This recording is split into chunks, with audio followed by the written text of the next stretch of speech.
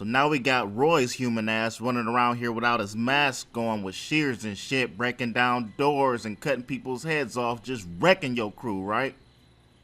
That's exactly why y'all need some more support, and Jenny's a good choice. Jenny's not a good solo counselor only because she cannot repair. So with that said, you should be running her with a team.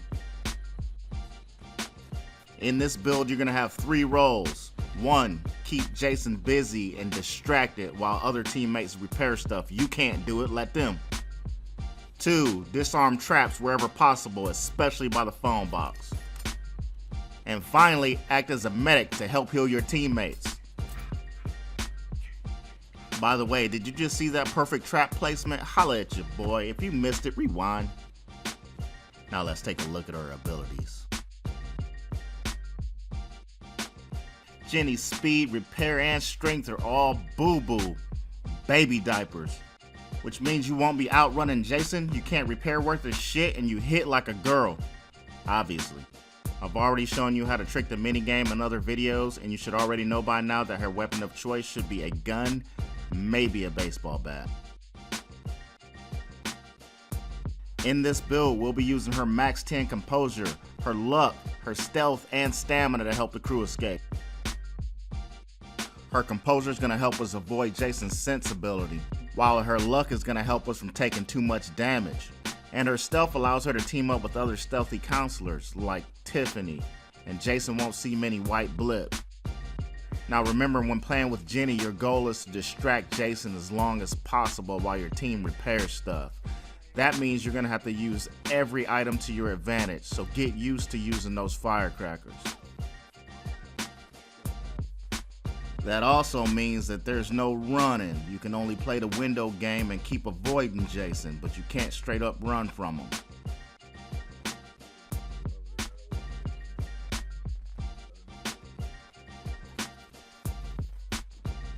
I play these types of games with Jason until he's sick of me. That gives my team time enough to repair stuff so we can get out of here. It's not Jenny's job to take stuff to the vehicles with this build. With that being said, if you find an item, you should always pick it up and drop it so it can be seen on the map. Now that tip might be obvious to most of you, but you'd be surprised at how many lobbies I go into where randoms are still fucking this up. This is probably going to be my most controversial build ever, and I'm going to get some flack, but I don't mind. Let's get into these perks. I went with the low profile for the extra chance to avoid Jason's sensibility.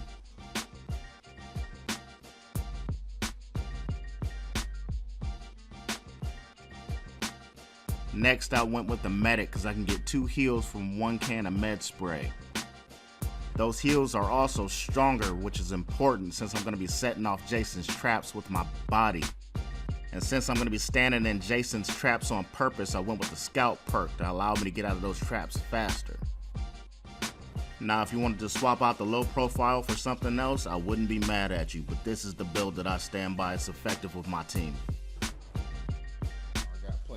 Here's a couple looks at me setting off traps on purpose so you can see how quickly I can get out of them.